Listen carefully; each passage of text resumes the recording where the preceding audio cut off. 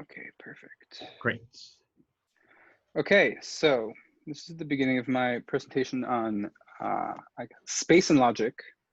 I'm trying to, I guess, like bring out and I guess make them appear, right? The relations between topology and logic, which we've seen like a lot about in a lot of the things we've been talking about, how, especially in Badiou, in like things with the transcendental and the transcendental logic, is all because really like that space is really it's basically a topology, but it's also characterizing like certain like predicates and sets and things like that. So hopefully we'll get a little bit of the connections. The pictures here, these are just pictures I found on the internet. This one on the top left shows actually filters and ultra filters. So if you look at, so just to get a little bit of a, I guess, intuition, the ultra filter is going to be this whole thing with the light green and the dark green together. So what that is, that's it's a set, it's a large set, so it's a subset you see of the power set. So right, this whole set's 1, 2, 3, 4. It's a subset of the power set. That is in the way Badiou explains it, at least he characterizes it as sort of like large sets, where largest is a sort of choice between like yes or no. So in the ultra filter case, the thing that's special about it is that either the complement or the set itself is always in there. So in a way, it sort of forces the law of the excluded middle when we think of this as a logic. A filter, on the other hand, is weaker, right? It's and a filter we'll see is a really good tool for kind of generalizing the idea of sequences. Which sequences we know like the convergent spaces, but the filter is sort of like something that converges everywhere. It hits every neighborhood of wherever it's convergent to. And the thing on the right is actually, if we've talked about like manifolds or anything, if you ever hear the term atlas, that's what this is, but it's also an example. Something we'll be talking about a lot is sheaves, which are certain constructions on the space, right? That respect the internal logic of the space. Okay, let's just start going. Oh, how do I get to the next page? Oh, there you go. Here, okay. So here's a little background. Oh, I'm going back. A little background. I just can't see my mouse. A little background on some set theory and foundations of math, because first I'm going to talk about some category theory, but this is sort of a context for that, right? So since basically Russell's paradox, which I'm sure we all know, there's been a big, right, in set theory, they always kind of try to find like the right axioms. For a long time, there was like a big debate about what the right axioms were. One of the best examples of this is the axiom of choice, right? Which is basically saying if I have a collection of things, I can choose one thing from each thing. Turns out in mathematics, it's a very controversial statement, but also a very useful one. So mathematicians were kind of split because, for example, on one hand, if you accept the axiom of choice, you have something like the Banachtarski Paradox, right? Which is when you take a sphere and you can cut it into subsets. These subsets are weird and infinite, but you're cutting it into subsets. You rearrange these subsets in some way, and then you get two spheres. So it's almost like creating something from nothing by cutting sufficiently dense subsets in something. So that's one thing that the axiom of choice implies, but it also implies some really nice things like every vector space having a basis, which is an incredibly useful thing. There's a few others. It's slightly more powerful, stronger than the ultra filter theorem, which we'll probably get to next time. Yeah, so in mathematics for a long time, they were trying to find I guess the right axioms. What is like the one mathematics to rule them all? in a way, right?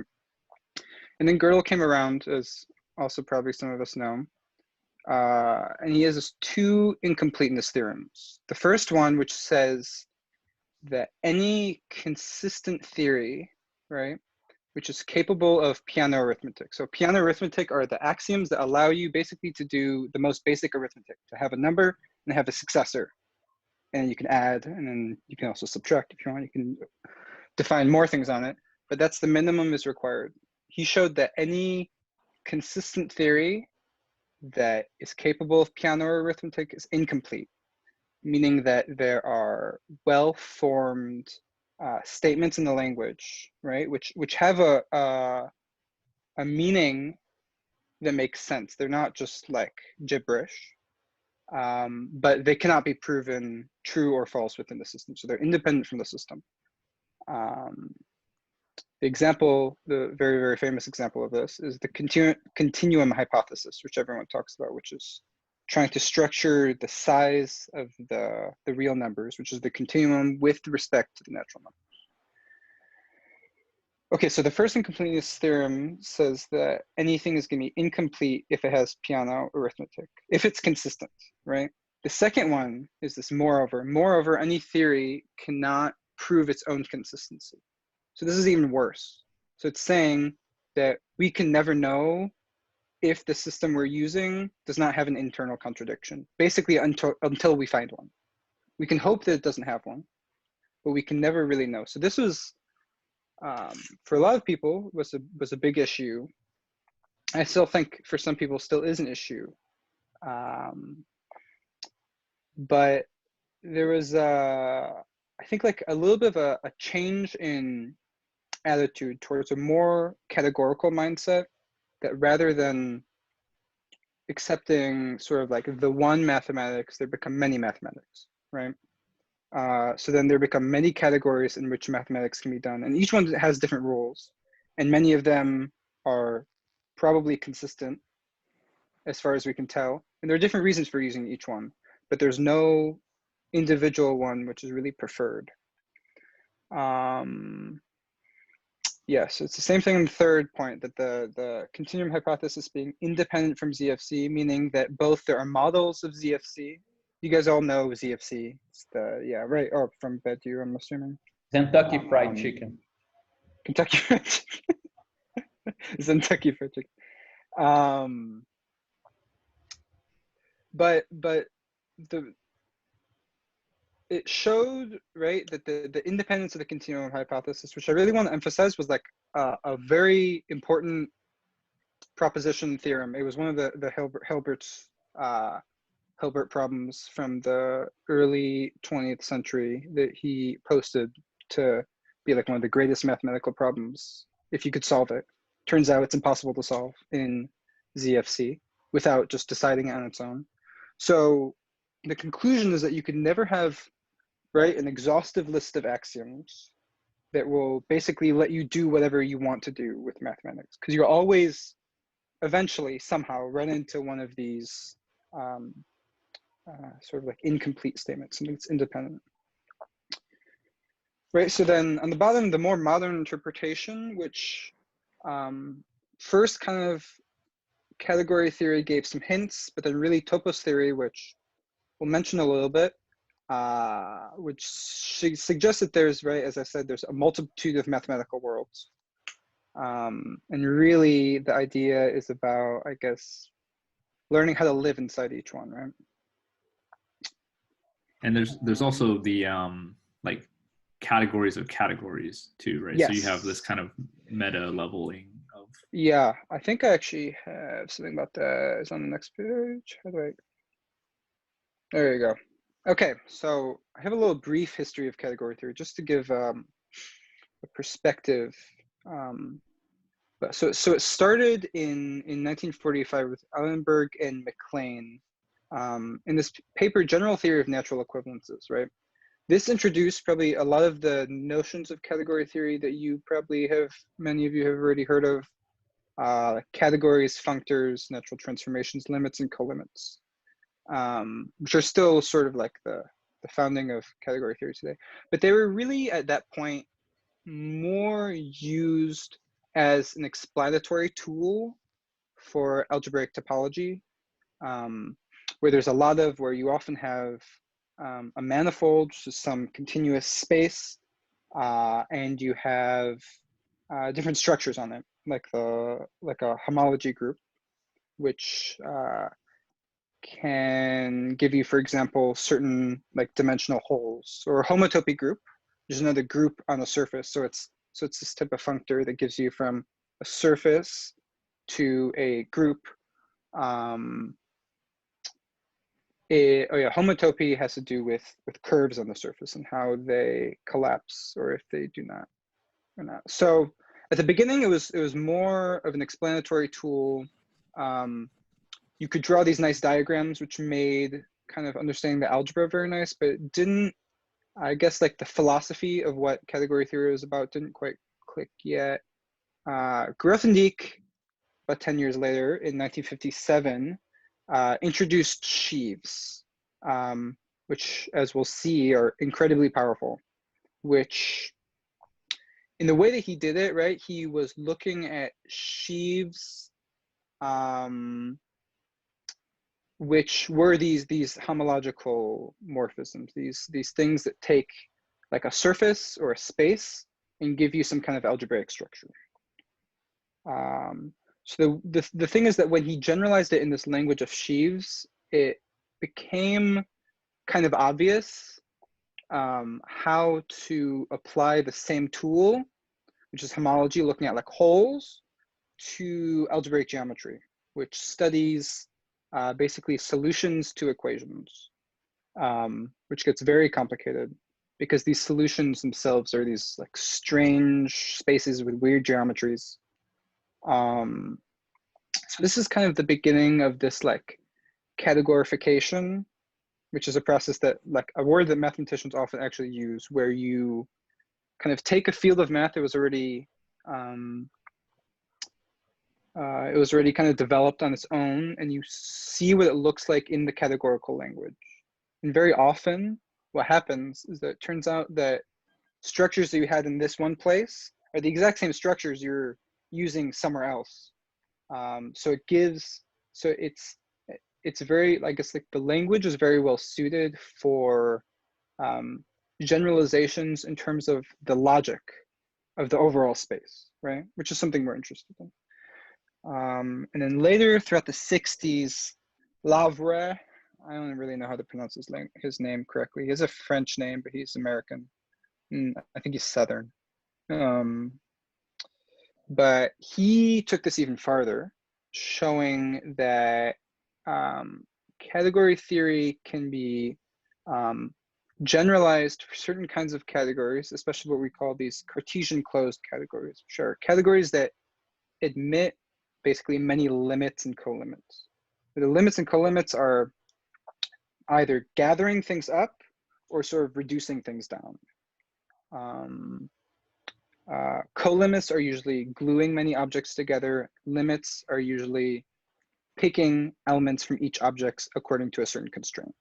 I think I have that later somewhere. But Lavre, what he really did, he brought, I guess, like category theory to the fore in terms of potential like foundations of mathematics, where this idea of a topos, which is a category that's large enough that it has enough structure that it becomes sort of a nice place to do math. What we really mean by that is that it has many of these limits and colimits. Because what these limits and colimits really correspond to are basically all the constructions that you do in the space.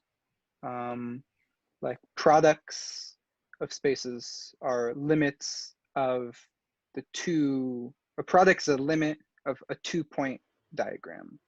A pullback is a limit of a one object diagram.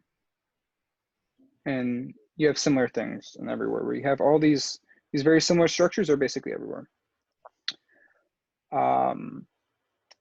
Also, toposes, topoi, however you want to say them, are also in a way, generalized topological spaces, which we'll get to, which is already sort of another hint between logic and topology.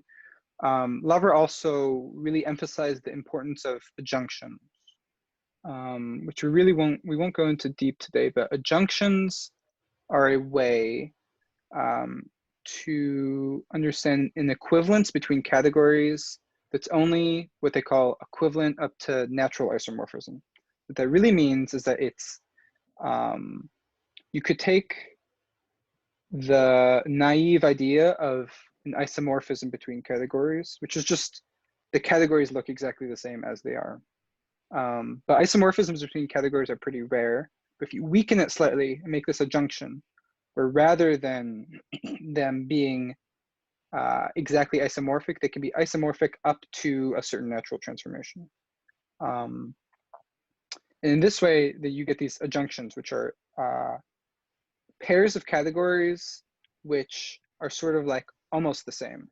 And it's, many people say it's one of the most powerful tools, single tools in category theory, although, as I said, we won't get too much. Okay, and then basically since then, the same stuff has been applied to essentially everything. So almost every field of math now has some sort of like categorification, where you can look at it in this context of category theory.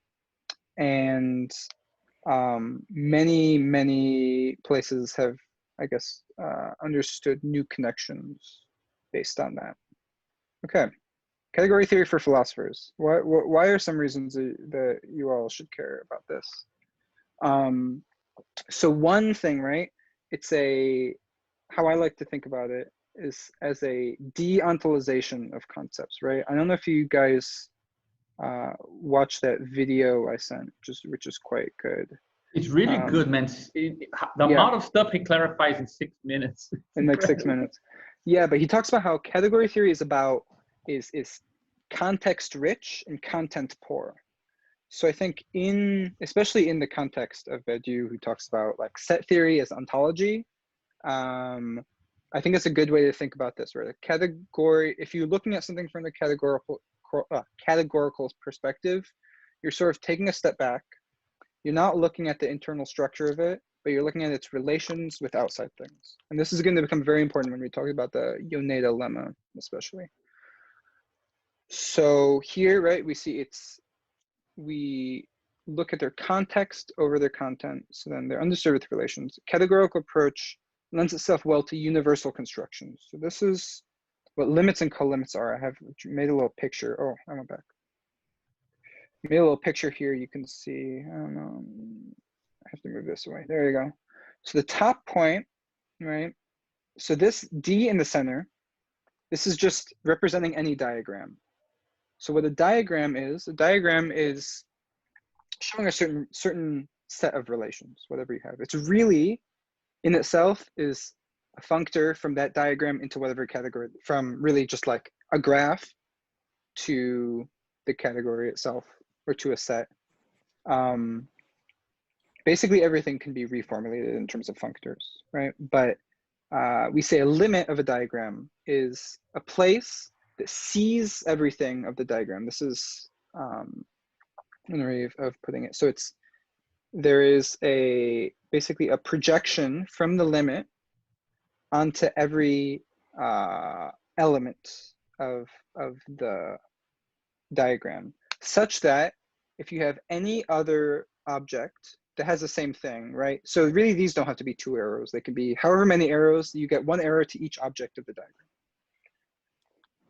But if you have another object, right, that has the same thing where it has an arrow to each one, we call these cones, these little triangles here.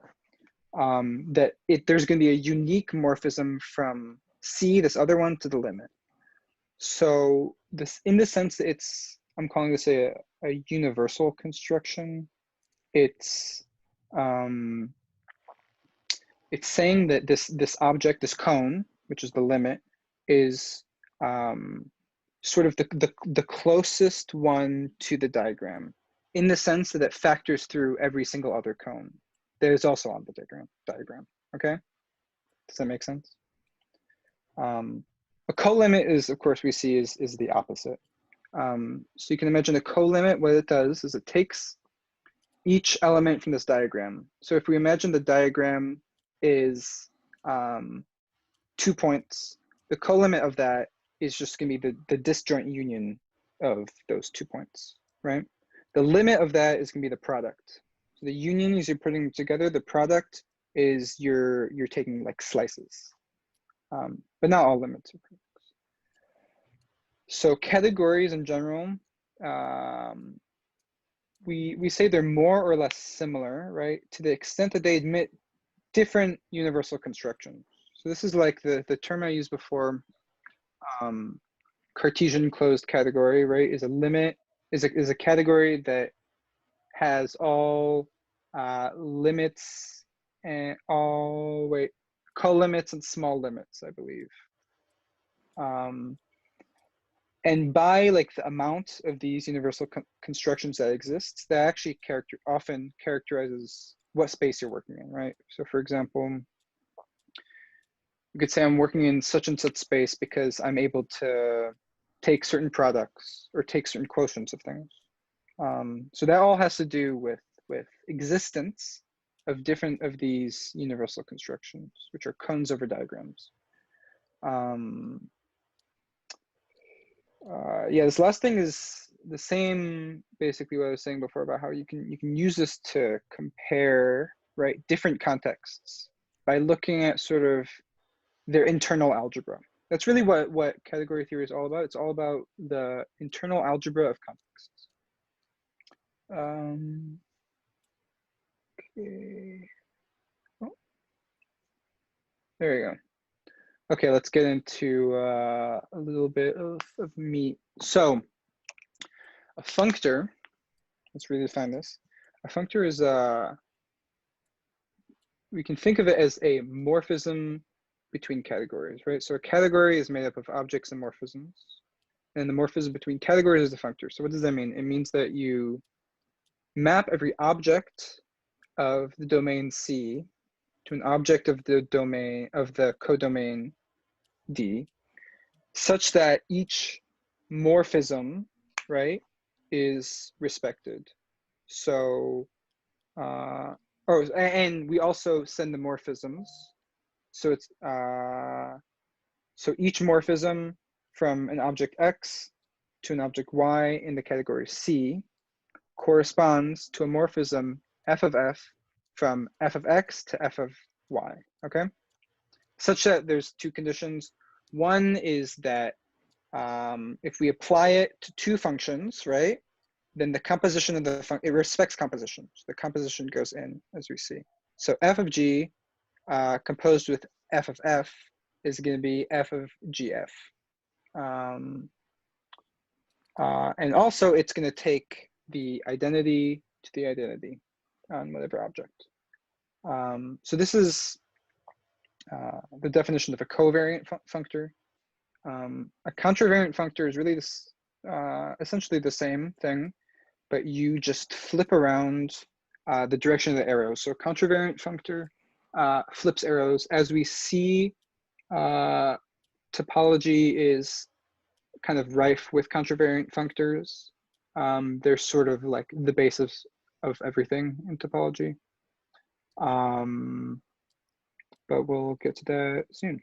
And then finally, a natural transformation, this is important, is a morphism between functors. Okay, so we're thinking of basically everything as a functor in the sense that our objects and structures on whatever base category we're dealing with are going to be defined as functors on that category to add something to it and add some additional structure. We'll see reasons why we can say that in a few slides. But the natural transformation, right? So if we can think of functors as a sort of object in themselves, then we want to understand what it means to translate from one to the other.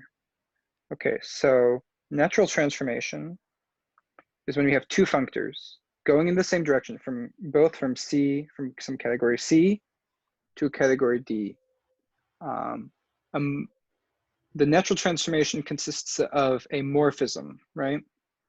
for every x and c. So really what it is, the natural transformation takes in values of c and gives you a function that changes from fx to gx on that point. And we can see it's really what allows this square here to commute. So the natural transformation is what we get from some structure, right? Think of f as a structure on a space. Imagine we have a space G. We have two different structures on it. One is f and one is g. The natural transformation is the way that we translate between these structures. And it's sort of, when we say it's a natural transformation, it should make sense why it's called natural, right? The square, does anyone like not understand why, I guess this square looks the way it is? It's sort of, a lot of things in category theory, they often say things are natural in the sense that like there's a natural transformation that canonically has a certain property. So yeah, I don't know. Does this make sense? Any questions here? I mean, yeah, the Yeah, notion sure. of naturality is, it is a bit like, it just seems like it's more based on experienced mathematicians' intuition rather than like an explicit definition, right? Like I've never seen definitions. So I don't know if I'll be able to give a good answer to this, but it is not just a like whatever they choose to call natural. Usually naturality comes from having certain relations that are required to be there for whatever reason. Often this can come from the Yoneida lemma. I actually wonder if I look it up. I think I have to exit out of this to do that. That's okay. Let me quickly, give me 1 second. I want to search this now that we're on this.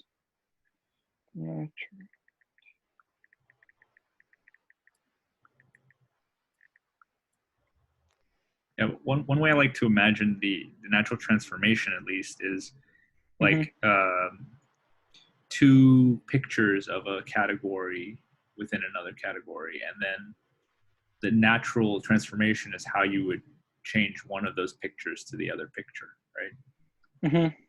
Just, I mean, it's another way of saying exactly what you were saying, and so like f would be a picture. If you imagine like your face, let's say, is a category, and then a river, or let's say like a body of water, is another category, then the reflection of your face in that body of water would be like f. But then another let's say reflection of your face, also your face, on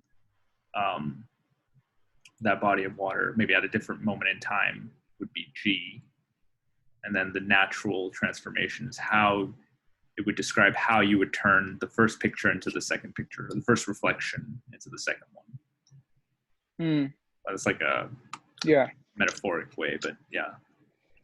Yeah, so I just looked a little about naturality. I can go into this later. If I can give it like a good deep dive, but it seems like the idea of naturality usually comes about when it sort of seems like there are many constructions you can make, but for whatever reason, and usually there's categorical reasons,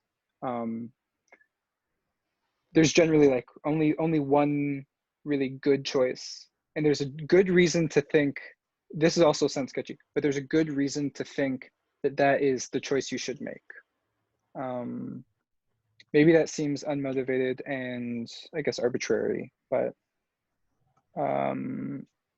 when you work with these things, a lot of things end up becoming natural. But yeah, we'll see. Okay, so in general, you have functors, which we're thinking of as structures on a space. And then we have natural transformations, which change between these structures. Oh, wrong way. Sorry, can you go back to the natural transformation diagram? Mm-hmm. So if we want to read this diagram, Mhm. X and Y are elements within the category C. Yes. Well, Y is going to be an element of the. Yeah. They're both elements of C. Yes. And there is a function, there is a morphism between X and Y, which is little f. Mhm. And there is a functor that takes little f to some other functor, so some other morphism, which is f of f, and there is a functor g of f, which also, and then the natural transformation is the eta. Yes. At the morphism between fx and gx and fy and gy. Is that right? Yeah, I believe I actually have a typo. One of these should be n eta sub y. It should be the one that is on the right. It should be eta sub y. But the diagram is correct. The diagram is eta sub y. Yeah, but in this this equation above the diagram, oh yeah, yeah, I just realized that. The diagram is correct though. The diagrams and the diagram has to commute in order for eta to be a natural transformation. Yeah, so that's the definition. It's when you have these two functors. So you see there's actually two etas here. There's the eta for the x and the eta for the y. So you're changing it at each point. You're changing it at x and you're changing it at y. Right.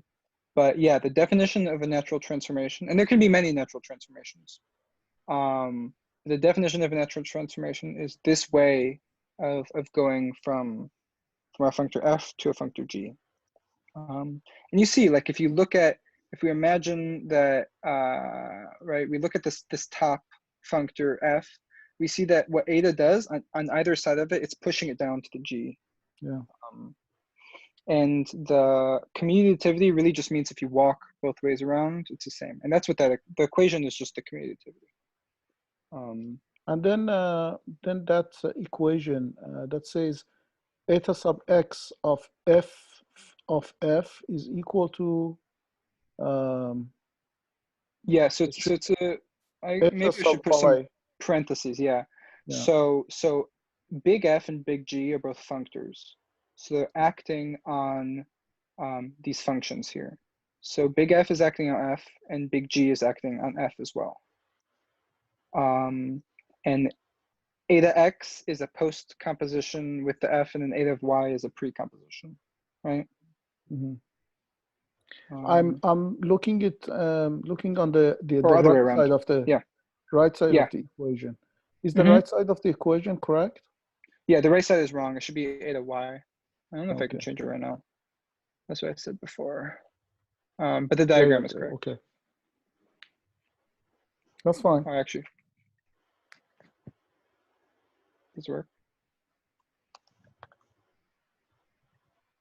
There, now it's right.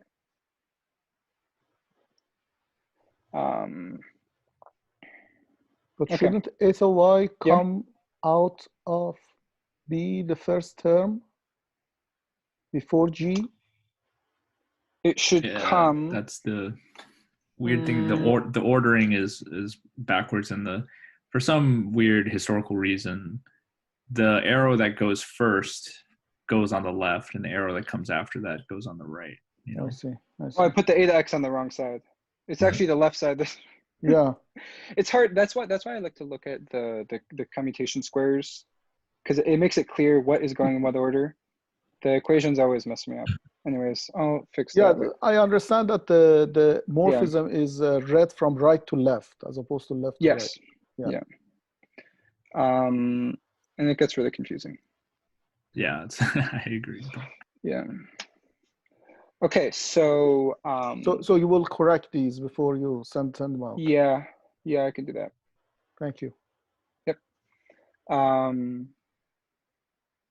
Okay, so let's talk about a few properties of functors. So if we have a functor, right, f from C to D, and then we're going to look at, right, the set map.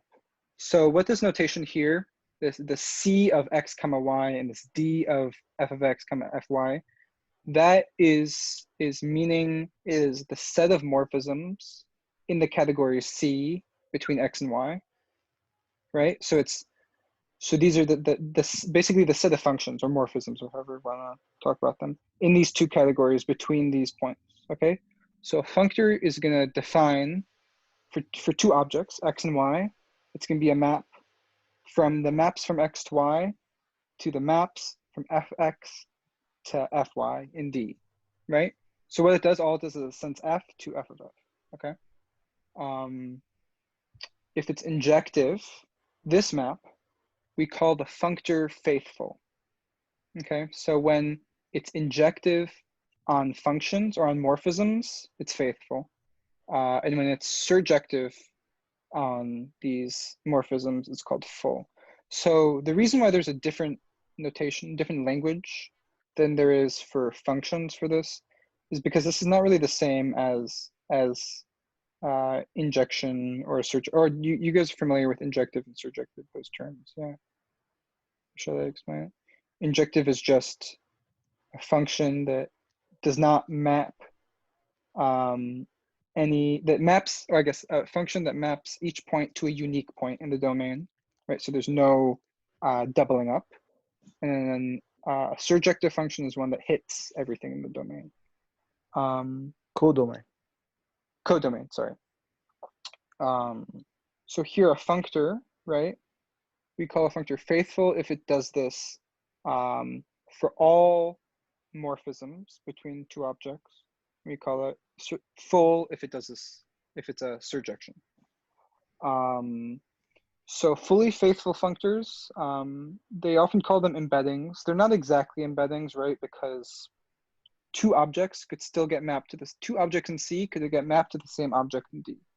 Two different objects. That's okay, as long as their morphisms do not. So it's a way of embedding one category into another category, making certain things equivalent, making objects equivalent, but keeping all of the morphisms. A fully faithful functor will keep every single morphism, and there won't be any overlap between them. So in a way, since I mentioned in category theory, we think about everything in terms of its relation to other things. So whenever we have one of these fully faithful functors, we in a sense have an embedding of our category in another context, but in which the objects could be completely different. The objects could be simplified.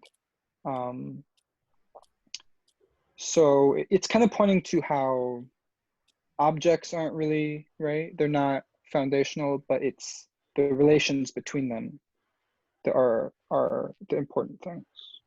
A functor, right, takes compositions to compositions and identities to identities. It's in the definition, meaning that it encodes invariance of isomorphism, I guess isomorphism classes within C, or isomorphisms of objects within C. So it shows you, because it preserves all of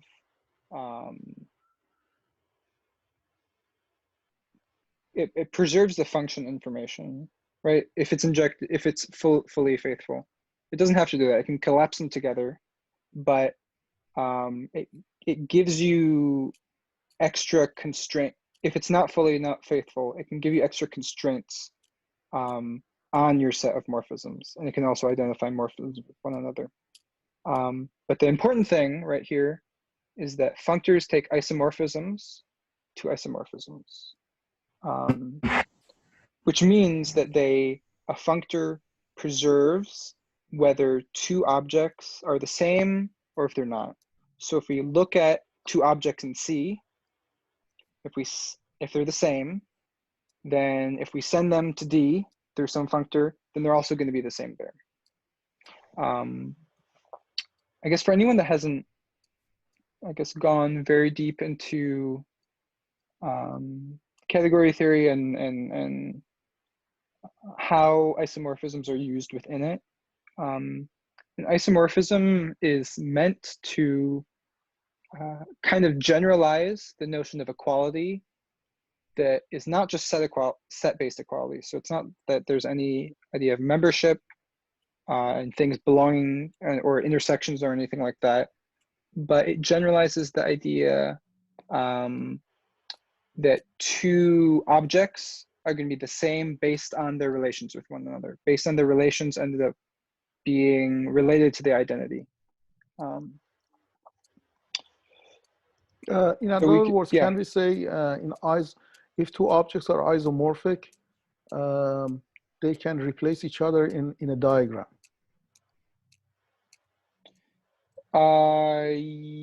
Yes, that's one that's one way of thinking of it. You don't want to always think of everything sort of just, I guess, like within the diagram, because really what a diagram is a certain functor of basically a graph into some category or into some context.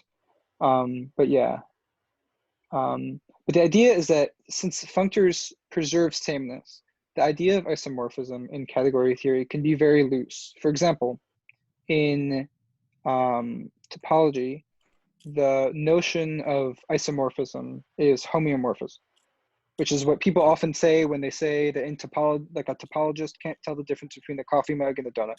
What they mean is that in the category top of topological spaces, two topological spaces are isomorphic if there's a homeomorphism between them, which is a continuous bijection where the inverse is also continuous. But for example, in set, right? In set, it's just exactly set membership is isomorphism. So then isomorphism is just bijection. But in tons of other categories, there's tons of other notions of isomorphism. Isomorphism is always something that's contextual. So it always depends on whatever context you're working in. Okay. Is the faithful property related to the home set is like the numbers of morphisms, right, between two objects? So yes, it's preserving the size of the home set between. Yeah, so it will preserve the size of the home set in the image. Yeah. What I mean by in the image, I mean it'll preserve it for all fx and fy, right? Because you might not hit all the points in the category D. Yeah. Yeah. But yeah, in the image of it, it will, Okay. And this, when you say that functors take isomorphisms to isomorphisms, doesn't that assume you have isomorphism in your category, or? Well, I mean, no, it doesn't, because it's if you have one, right?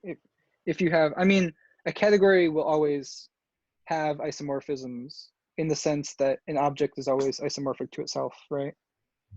That could be the extent of it, but very often it's not. But in any case, he's also taking stuff that is not isomorphisms, right? So I say, I mean, it's taking everything that you have in a certain category. Yeah, sure, What I mean by that sentence is that if you have an isomorphism between two things, so if you have two things that are isomorphic, if you plug them into this functor, which is some structure on it, wherever they end up, they will still be isomorphic. Okay. So it preserves it. Doesn't guarantee they exist or anything like that. But saying that sameness is preserved under a functor, which is a great property to have. Okay, here, this is the meat. This is the meat and potatoes of the category theory stuff today. Oh, I went back. The Yoneida lemma.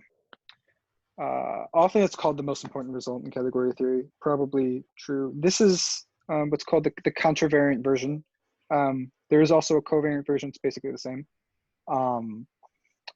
So what it says, right, this is like the lemma that establishes once and for all that objects can be completely understood in terms of their morphisms. Okay, so let's see what it says. So for every object X in every contravariant functor, right? So this is, we're going to have an object and we're going to have a structure on the object. The set of natural transformations from C blank X. So what this is a functor, a presheaf actually, that takes in a value of C, of the category C, and gives you all of the morphisms between C and X. So X is our special object that we're concerned about. We want to know about X.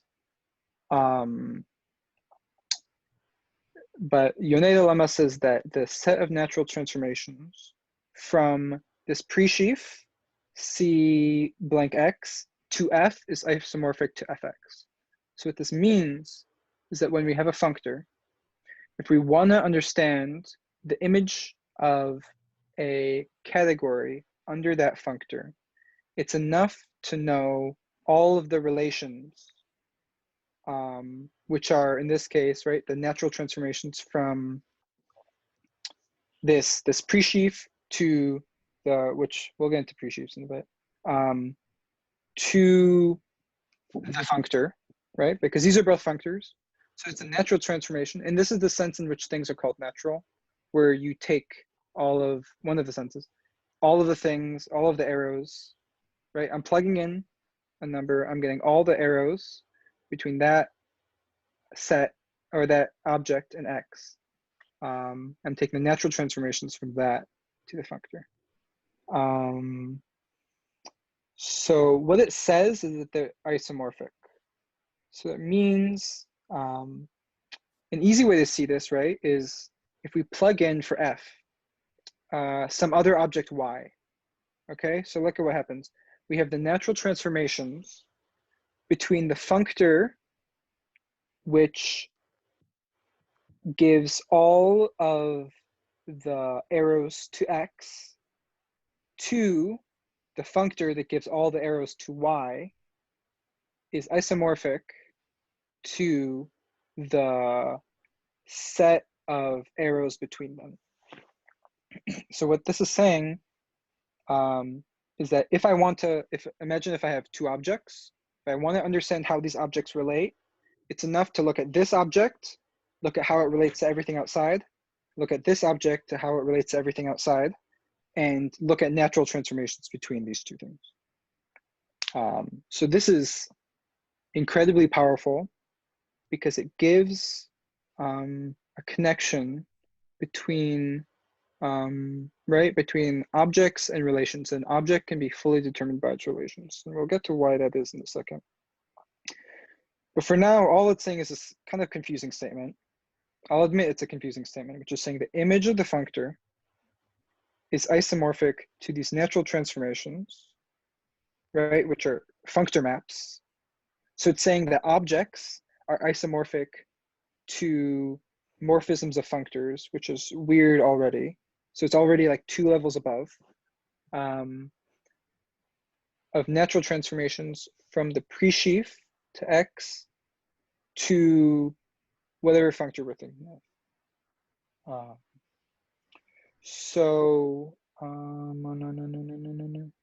Since this up here, okay, so if we go back to this second line, since it's an isomorphism between the natural transformations between the two objects and the arrows between those two objects themselves, this isomorphism, it's an isomorphism, this embedding, which this embedding is the embedding of the category itself into this category of presheaves, right? That each object can be thought of literally as the contravariant functor, which is where you just have a blank space, put something in, and you get the elements, the morphisms between that thing and X. This is called the Yoneida embedding. So what this is saying is understanding the object X is equivalent to understanding arrows that go into it. That's what this is. The C of this dash comma X is a functor, right? So it takes in an element of the category and gives out a bunch of morphisms. So this is what they're saying. There's an isomorphism between these, meaning that it's basically this contravariant functor, this presheaf, is basically the object itself. And in fact, we get an embedding of an object into its category of presheafs, which we'll get to ends up being basically all the structures that we can build on that set. Yeah, so it means that we can understand things by the morphisms into them, and there's an equivalent covariant version. So the covariant version says the exact same thing. It's just instead of having arrows into X, it's arrows coming out of X. Okay, are there any questions? Yeah, sure there are. Yes. Go ahead. Oh, okay. No, sorry, I had a question. I thought that somebody else. Yeah. So you probably answered my question, but in the first form, which is the natural transformation of two things. One is a presheaf of a covariant function, and one is a functor itself, right? Yeah, well, they're both functors. A presheaf is a functor. Did I define presheafs yet?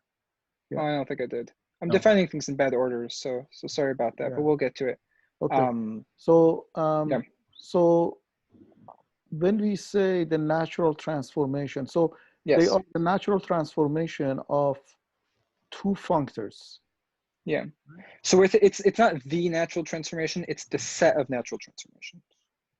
Natural transformations. So it's all natural transformations between this functor, right? Which is defined only on X. Really, what you want to think of this functor as is but didn't you say that if we write C of X and Y, we mean all the morphism between X and Y in category C? Yes. So how? So, yeah. Okay. So how is it a functor then? Yeah. So it's a functor because there's a blank spot, right? Okay. In here. The blank spot is where we take in an object of the category. Okay. So it takes in an object of the category, it spits out a set of morphisms. A set of morphisms, yeah. And similarly, you can show that if you have two objects, if two morphisms, it's also going to work in the same nice way. So I guess my first problem is how C of a blank comma X is a functor, not just a set of morphism. Yeah. It's a functor because it sends each element of the category. Maybe can I write on here? Yeah. Do that again. Oh, my mouse disappeared though, so maybe that won't work. 1 minute. You got to get this X journal thingy. Oh no. I think if you go out of full screen. Oh yeah, I was in full screen. Oh, here, annotate. Come back. There you go. Draw. Yeah. Okay, so if we have, C, you guys can see this? Yeah. It's not going to be very thing. Ugh. From blank to X. Okay, so this is a functor from the category C to set. Oh, I see. This is, in this sense, it's a functor. Yes. Where each object, Y, right, is sent to C, Y. Oh, it's very difficult to write with this thing. Y. Welcome to my world. Yeah. I actually have this like tablet thing for drawing, but it doesn't work very much anymore. Yeah, you write very well. And then how does it act on morphisms? On morphisms, it's gonna send, I believe, F to something that sends C where if f is from, I guess, x, oh. Let me think. Yeah, I don't know what it does with morphisms off the top of my head, though it should just kind of come out of the definition. So if f sends y to z, then this would send it to a c, yeah, z of cy of x f to c z of x, right? From doesn't send f to that set. Oh yeah, you're right. Yeah, you're right. It's going to be c. It's going to give a function from cy to z to, yeah, it's going to give us sort of a function between functions. Yeah, So where the x is still. I think the x sorry, is this should be simple. x. Yeah, yes, exactly. yes. Y, and here is going to be z to x. Yeah, that's right. So that's how it's a functor. Yeah. So it's giving for each object, it's giving a set because it's giving everything that's going into this object. If we do it the opposite, it's going to be doing all the morphisms that come out of the object. Mm-hmm. But turns out it's equivalent to look at either. I guess that's just clear. Okay. Okay. Now go back to yeah. So, let me. This is the second page. Go to the previous page. This one? Yeah. Yeah. So there is the natural transformation of two functors. Yeah. Is isomorphic to the functor of, so the right side, the f of x means how x is sent from category C to some other category. Yes. So f of x is an element. Yeah. And the left side is a set of all natural transformations. How could they be isomorphic? This is exactly kind of like the magic of category theory, right? There is no difference between an element and an arrow and a relation and a functor. They kind of all end up being the same thing often. Basically, everything ends up becoming a relation. Right. Essentially, nothing is internal, so it ends up working out. I'll let you believe me for that. Okay. Okay. Oh, why isn't that going? There you go. Isn't that right? Yeah. Oh, I skipped a page. Here we go. Okay. So if we take this even farther, we have this isomorphism, which let's compare it to here. So this is now saying, right, that x. So this is really the punchline. Okay.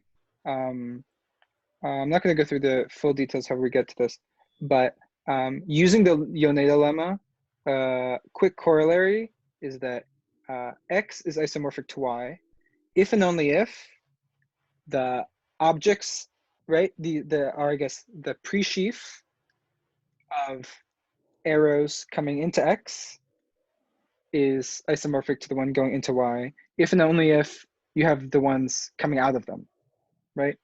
So this really, right, Yoneida lemma kind of suggested it, but it was confusing because there's this natural transformation and there's image of the functor. There's all these weird things. When we apply it in a straightforward way, we get exactly this. The objects are completely determined by their relations. Does this make sense by this equation above, right? That if their relations in or out are the same, really that's what this pre-sheaf is. For any other object, you get its relations with that object, right? So if we know it for all of them, and if it's isomorphic for all of them, that's in the sense that the whole function is isomorphic. It's isomorphic to all of these individual ones, then the objects themselves are isomorphic, which is pretty great. So the Yoneida lemma actually motivates this focus on these things, pre-sheaves, which are functors, which are of the form here, from C op to set. The whole C op thing basically just means we're we're looking at arrows that go in, right? Or it's really what it does is it flips around the arrows. But we're only looking at arrows coming in. So the pre-sheaf is going to be functor that does exactly what we did. That here, the C dash to X is going to be exactly the pre-sheaf. We can interpret them as more complex objects built out of simpler objects of C. This one that is, right, that is the pre-sheaf that is what we say generated by X is sort of exactly X, but in general, pre-sheaves can be generated. They don't have to be just in this form, which is one object. But in general, I believe there's a theorem that they actually, you know, don't quote me on this, but I believe there's a theorem that all pre-sheaves like break down as a product of these Yoneida embeddings. Right. So, Maybe one thing we should think about is the difference between representable and non-representable pre-sheaves. Because this C one is a representable one, right? Yeah. So the representable, non-representable pre-sheaf is exactly a representable pre-sheaf is just a pre-sheaf that is represented by something as a Yoneida embedding, right? I believe that's right. Which means that the pre-sheaf is essentially an object of the category already. Since we're saying that, right, that looking at arrows into X or arrows out of X is the same thing as looking at X itself. And then pre-sheaves that aren't of this form, that can be more complicated. We'll probably talk about a few sheaves and pre-sheaves. But the reason why pre-sheaves are sort of really nice is as I mentioned, the category of pre-sheaves admits all limits and co-limits, which means that it's very rich in structure. Pre-sheaves, they combine together well. We can basically always take limits and co-limits of diagrams of pre-sheaves, which becomes extremely useful when you want to construct things. So if we have a pre-sheaf, we're going to interpret Fx as a set representing ways X occurs in F, right? So it's a structure on top of this original object X, which gives it a new context. And then applying one of these to a function is interpreted as mapping each occurrence of Y in F to a suboccurrence of X in F. So these functors are basically a way of changing contexts, or of adding structure, or of comparing different things. Basically everything's a functor. They're great. Any questions on that? Even regular morphisms are functors. I mean, yeah, from the one object set. Like, for example, this is actually something I meant to add in. But you can interpret, right, points or like set, well, that's not what I was going to say, but set relation or points of a set as a functor from the one object category into them. All a functor from the one object category does is it picks out one thing. And it says that's the thing that I'm picking out. But you can do the same thing where this kind of like categorification, where objects that seem to before either be imminent to whatever object it was, or I guess like sort of seem natural, often have a categorical interpretation, right? So like points are just inclusions of the one object category. A topological space, as we'll actually see, can also be interpreted as a type of morphism into the Sierpinski space, which is just the one 1 is greater than 0 space, with 2 points where this 1, 0, where we just choose open sets or non-open sets. And we'll actually see later a filter is also a sort of morphism to that space, but that is has some different properties.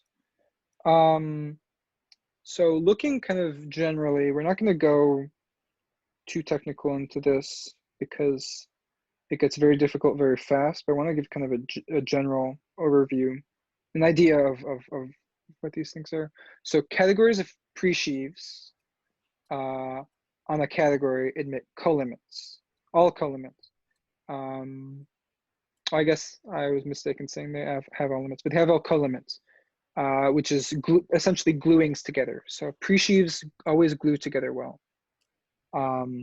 meaning it's a free co-completion of C. So basically, what a category of presheaves on a category C is, what it like really is we take all of the completions, all of the limit completions of that set. What I mean by that, let me maybe draw it a little bit.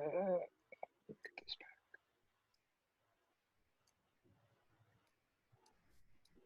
back. So I mean, if I have a category here, imagine I have a category C, and it's going to live in this little bubble.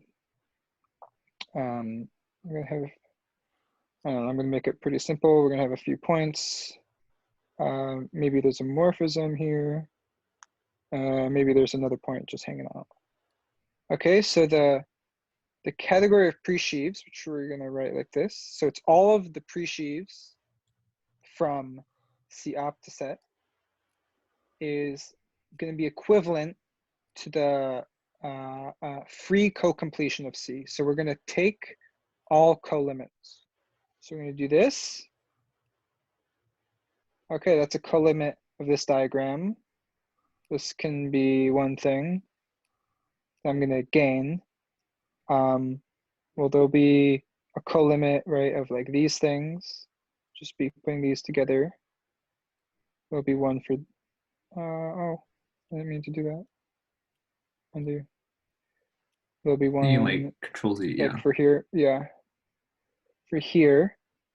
So this is an ugly drawing, but the idea is that, right, if we have this category of presheaves, which we already saw by taking these representable presheaves, these are going to be the representable ones in here, inside the category itself. They're the points of the category.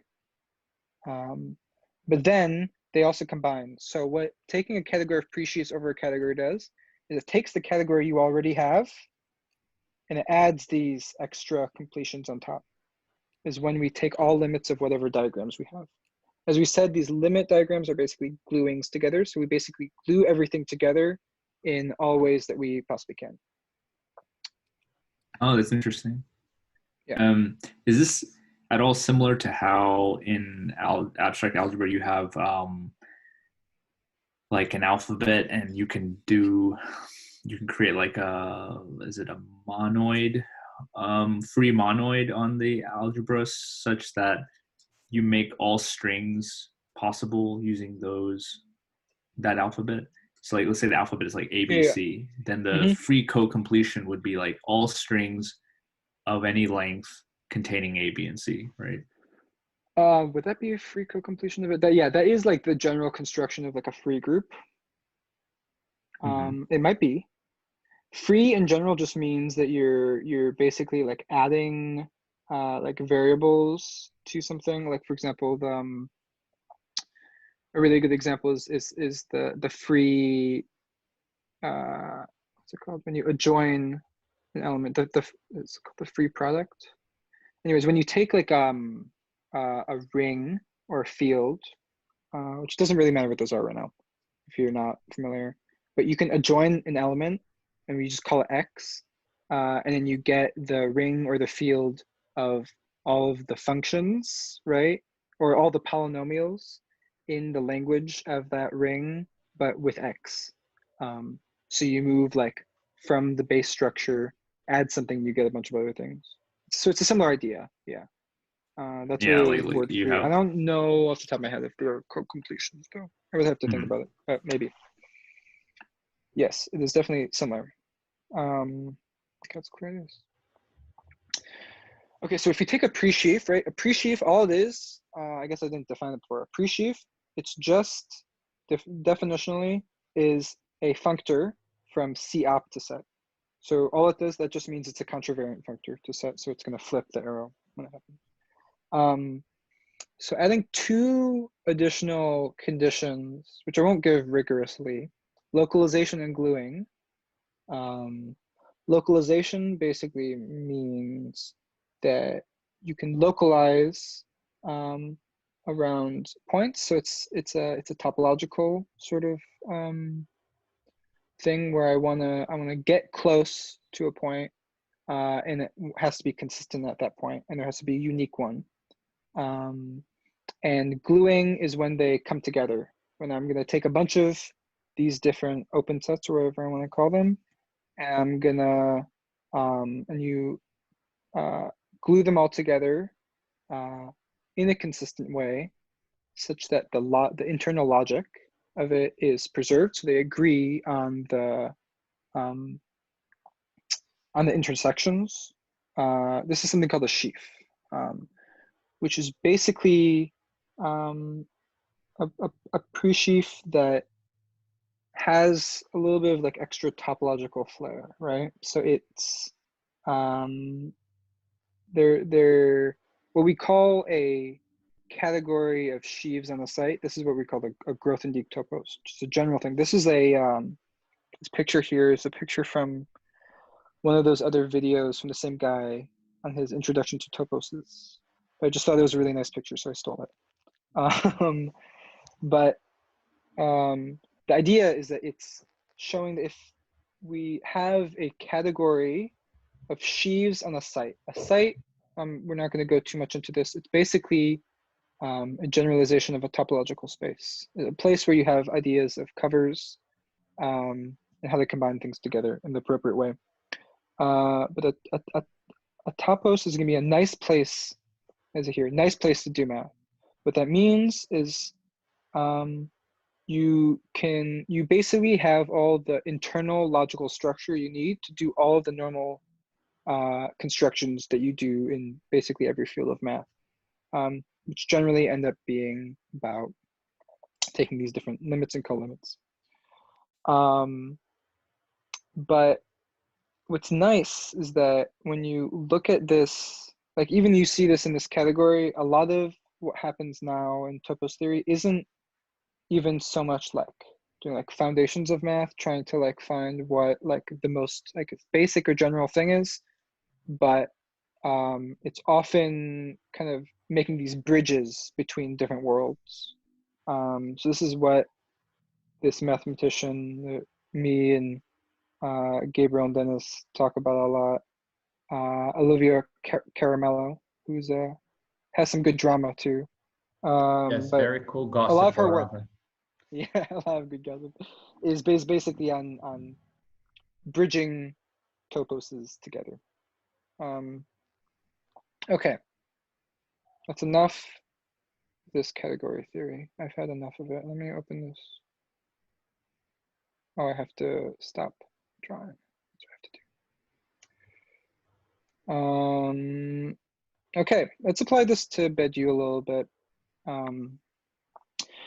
So I guess the reason why this is structured is I guess applicable in his objective phenomenology, the transcendental, right, which is the space of appearing, is where the differences that make a difference appear, right, has a structure of a locale. A locale is basically has the structure of a topological space, right, where you have I guess we'll get into topological spaces in a second. But it has a structure of a topological space that's not required to have points. So it's not required to be based on a set origin. So then there's this whole thing of what you call point-free topology, where your open sets, right, could be literally have no like objective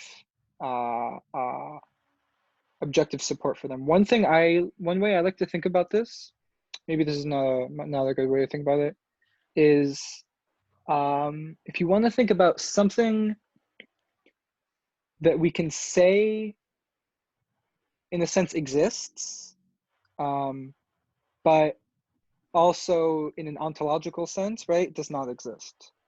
For example, unicorns, right? Unicorns aren't, like, they don't exist. There are no actual unicorns, but they do exist in a sense. They exist, right, in literature or in the popular consciousness. And we could say that there's sort of like a locale that has this structure of maybe unicorns, which intersects many different things. It intersects pop culture and intersects many different things, but it has no singular point at the bottom, which is like the unicorn you're actually talking about, because they don't exist in the world. That's how I like to think about it. Maybe some. I think a good way of talking about it that makes that clear is, let's say the unicorn is a sort of abstraction from a bunch of text. Yes. Like you don't get the actual unicorn below, but you do get to call parts of stuff that you can bring together under that name, right? Just to, I mean, there is no connection with this to fiction necessarily, especially because, but you actually ultimately will say that all atoms are real, meaning that there is something below them, even if it's not the thing that appears in the world, right? So there would never be a unicorn if there isn't something materially supporting the appearance of unicorns. But that doesn't mean that the support is a unicorn, right? So for example, I mean, you can have like a forest with a bunch of trees, and you can do like you can kind of cut out some leaves and call it like a region, but there's no one thing called that region in the world, right? Yeah. It's like it's a fuzzy set, right? It's a fuzzy thing, yeah. Yeah.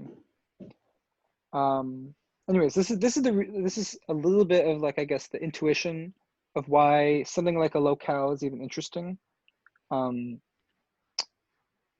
But right, it's an important point because the whole theory of points in Beju is a totally separate thing that comes after the whole logic of the transcendental, because they're not actually guaranteed to always exist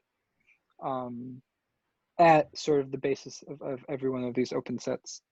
So this transcendental functor, which is really a sheaf, as we described before, right? It's going to assign these open sets of T. The open sets of T are regions of minimal difference, where each place, right? So for example, we could say in areas of the stairs, we can say in each one of these, like, little regions of the stairs, we can say it's part of the stairs. And in that sense, that they are equivalent in some sense, and they have minimal difference with one another. And there's this whole structure to it, right? So this is also another way that we can see how these sheaves are actually objects, right? For example, we say this, I don't actually know what it's called, this like gazebo-like thing is the whole thing, and it contains the stairs, and it contains also the center column, right? But these are all really sheaves, which are picking out sets from this painting and assigning certain predicates to them. And the predicates are something we choose, ultimately. And ultimately, right, the important thing is that the construction of this functor depends on the choice of scale for the world, which is the thing, right, we've been thinking about, which is a scale really is sort of whether the topology we're looking at is more coarse or more fine. There's a I guess there's a rigorous way in which we can talk about that in terms of topologies actually being included in one another. And it also depends on the gluing compatibility conditions, which are local conditions of logic, essentially. This is a little quote from Dennis's paper. Shout out to Dennis. But there were a few, where he talked about the sheaf of prices. I just thought it would be a good thing to go through. Where he said, we assume that the space of value is well understood, and we can join Hayek in celebrating the miracle of the price system. However, if this space is non-trivial, then we cannot trust that a sheaf of prices exists. So I don't know, maybe Dennis wants to say something about this, but there's the idea that the market is sort of like internally consistent, that there aren't these points of contradiction that will sort of explode and reveal the contradiction of the whole thing. Like this assumption that there's perfect competition is basically ensuring that there is this sheaf of price, the sheaf that gives to each region associates prices, and then that this sheaf is consistent and it locally agrees with everything. So then later he says that to sheds our ideas of convergences of prices, we have to do that and instead incorporate data generated by global crises, just saying that instead of just looking at only this local situation where I'm going to the store and I'm giving the guy money and I could leave if I wanted to sort of situation, we have to look at how sort of these like global, which are sort of topological crises that come into play. And all the way through to the end, he talks about how the topological factors, which are like the contradictions in the price system, are going to come down to singularities or points where the sheaf of prices breaks down. I don't know if Dennis wants to say, is he still here? Yeah, actually, I would like to pretend like I know what I was saying here, but sure. The one thing I left out here in this quote actually is that in Marx already points out this. It's not only the global crises that prevents the sheaf from existing, but it's actually the existence of profit itself. Because I think like when Marx says like, you know, exchange wouldn't really happen if there wasn't this notion of like if you're just exchanging like for like, right, then there will be no like motivation for this market system to exist. The market system only exists because you can exchange for profit, right? So the movement from simple circulation to capital is already an obstacle in the sheafification process. So I think that that's something to add here. I didn't really talk about that, or would you interpret this sheafification as like the sort of like what's the word I'm looking for, the like whether the market like converges or not, or like I guess saying that local market conditions are going to converge, or always going to? Yeah. One way is to say like, the supply and demand curves of different commodities will converge on a global scale. So like the price of corn globally is reflective of the conditions of supply and demand locally, of like corn in one region, corn in this other region, right? And the reasoning is that, okay, if there was not a convergence, then someone could make a profit by buying the corn low in one area and selling it for higher, right? So the fact that there's profit means that there's a motivation to make things consistent, right? And any price imbalance means someone can, there's a motivation to try to make it consistent, even though that's not what no capitalist is thinking. I want to make the market consistent. They're just chasing profit. But on the global scale, the consistency is the end effect. But then the problem is the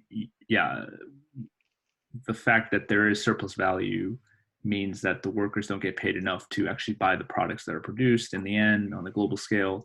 So that would be one generator, what I called in the paper a topological generator of crisis. It's topological in the sense that it's not to be found in any of the local pockets of the market, but it can only be thought of as like the way the markets are glued together, which I didn't really know how to go further than that. Like how can we think about gluing in or non-trivial kinds of gluing, because it's not very, it's not very clear to me actually what that means. Right, but yeah, that's what I would add. Yeah, that's good. Okay, let's 1 sec. Let me just check. Okay, we're good. Let's go on to topology. That was good, Dennis. Though we'll get hopefully more into that stuff later next time. But now let's do some topology. Let's kind of give a general idea. This is gonna be a little more simple, I guess. So when we think about space, I guess the most important notion, right, is that of localization to a neighborhood. So space, what we're saying when there's a space, rather than just a set, which has no additional structure, a space for each point in the space, we need to know what it means to be like nearby that point. And this idea of nearness, and of neighborhood, and also eventually of predicates, right? Or choices of certain predicates is going to be an open set.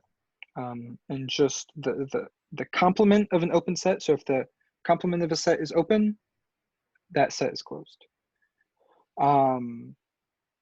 As I said, you can interpret them as predicates, where the intersection between the spaces are a place where both predicates are true.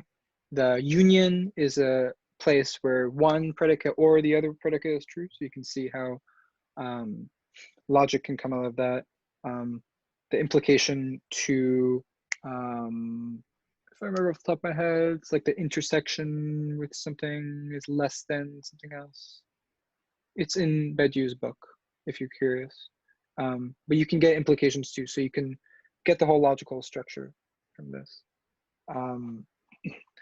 So when a space has sort of many of these open sets, we're going to say it's a more fine-grained topology. And when it has less, it's going to be more coarse. But it's important to consider, right, that having something more fine-grained is not always better, right? Because the extreme of the fine-grained example is going to be where every single set is open, which is fine, which tells you absolutely nothing, right? So you have to choose certain things that you're focusing on, certain predicates or certain neighborhoods that make a difference. A more modern interpretation about spaces, which maybe we'll get into later another day, is there are places where you can put sheaves. So about our talk about how all objects can be seen as basically the sum of all their relations with other objects. And since a sheaf, right, has these topological properties, basically anything that admits a sheaf, we can think of as a space as well. But, oh, there you go. Here, okay. So topology, the definition of a topological space is going to be a set along with a set of subsets, T, which is the topology, we call it.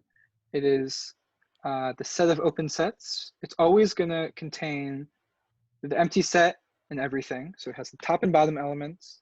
And it's going to be closed under arbitrary unions and finite intersections. So you should already, for anyone that read Badiou, recognize Heyting algebras, recognize the transcendental, exact same structure here. Just really quick, a sub-collection of sets also, we call it the basis. Basically, if it is contained, if for any x in the set, we can, it's contained in one point of the basis.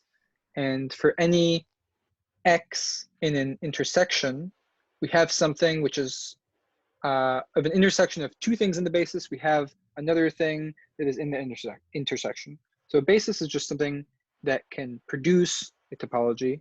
When something is a basis for a topology, it's in the same way that a vector space basis is a basis for a topology. It can produce the whole topology just based on doing unions and intersections with the sets of the basis. A few examples: the trivial topology is no structure in the sense that the only predicates we care are the always true predicate and the always false one. The discrete topology is the opposite, where we look at the entire power set. And then the last example, so this is the entire power set. It's gonna be everything. Every single set is gonna be open, and also every single set is gonna be closed. So it loses its whole meaning. And if we have a metric is just a way of measuring distance. You also have a topology that's induced by that, it's induced by the basis of open balls with radius r around x, which is just this. It's just all the points which are less than distance r from that point. So it's gonna be generated by all of these such for any r and for any x. Does that make sense? Pretty simple. Okay, let's go through. We're going to go through pretty quickly, probably a few properties of topological spaces and things you can do with them. The first most important thing is continuity. We can say what it means for a function to be continuous. So the intuition for a continuous function is that there's sort of no jumps, but really what that means is that you're sort of staying within each open neighborhood. The important thing to realize about these is that the definition, right, is that a function from x to y between topological spaces is continuous if you have for each open set in the codomain, the inverse image is open, right? So if you take anything in where you're going and you open set there, if you go back and it's still open, then it's a continuous function. The idea is that you're always going to be, no matter what choice of neighborhood in the codomain, you're always going to have an open set which is able to basically be inside of it, so that you can always, the idea is that if you move a little bit in a continuous function, in the image, it's only going to move a little bit. And this already hints to a really important topological functor, which is the forgetful functor on topological spaces, which what it does is it takes sets to themselves, and it takes these functions, a continuous function to a continuous function between the open, to these functions between the open sets that goes in the opposite direction. That's the way in which it's contravariant. Another property that you can define with topology is connectedness, whether a set is connected or disconnected. So it's connected if it can't be expressed as a union of two disjoint non-empty open sets. So if you cannot separate it by two open sets that don't intersect at all, or equivalently, which is the more categorical definition, is if every continuous function to the 0, 1 set is constant, where 0, 1 has a discrete topology. So what this means is that it's just a 2-point set, and it's saying that anytime I have a continuous function, that it's going to be constant.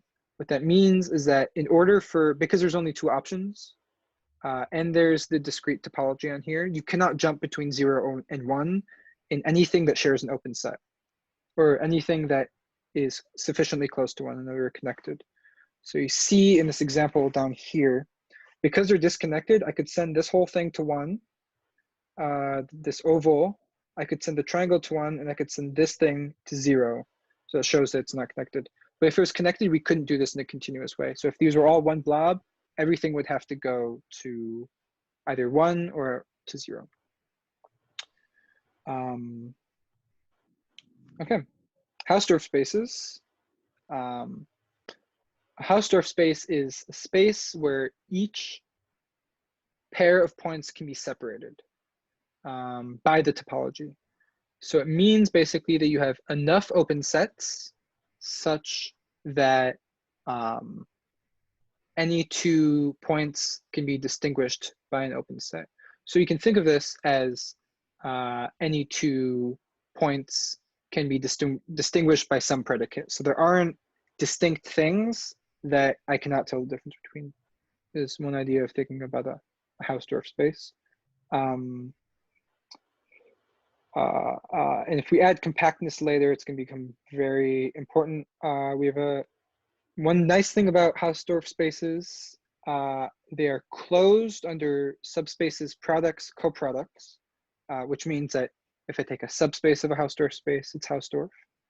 Same thing with products, same thing with coproducts, but not the true for quotients.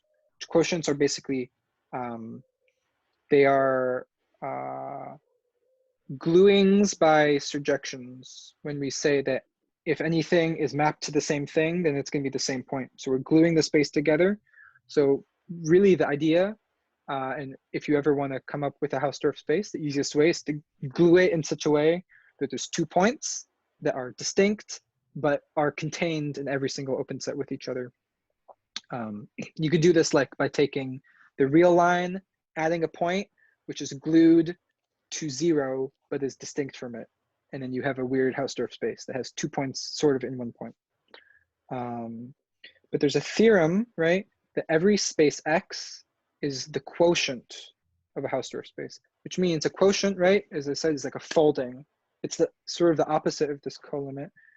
Every space is a quotient of 1, meaning that if I ever have a non-Hausdorff space, in some way I can unfold it and have a Hausdorff one, which is just a nice result to have.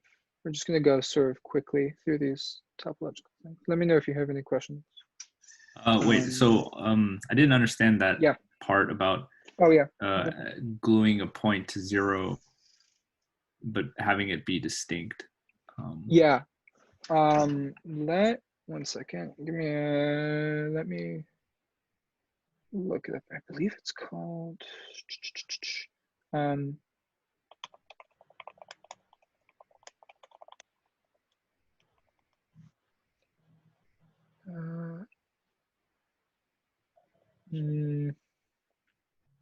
maybe that was a bad example. I don't think off the top of my head.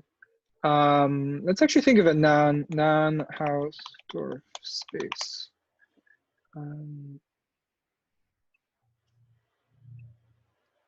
Because just how I'm visualizing Hausdorff, it's like 2 points. Oh, here, yeah.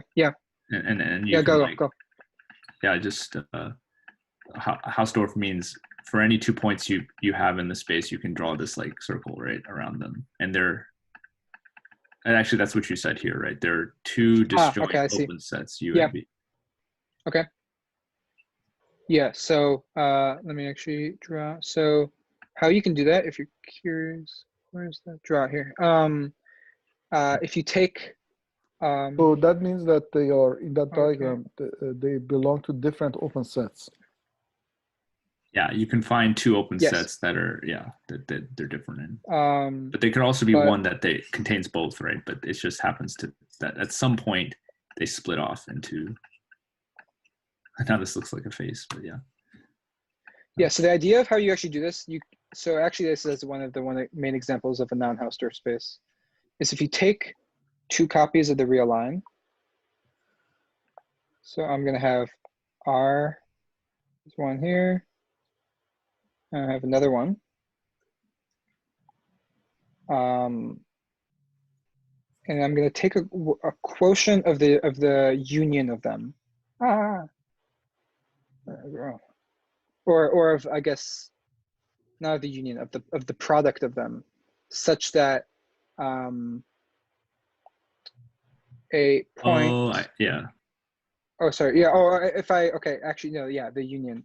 The X, comma. We're gonna call this RA and RB. X, comma A. We're gonna make this equivalence relation is equivalent to this is really bad. X, comma B. Right. So they're equivalent if the X's are equal.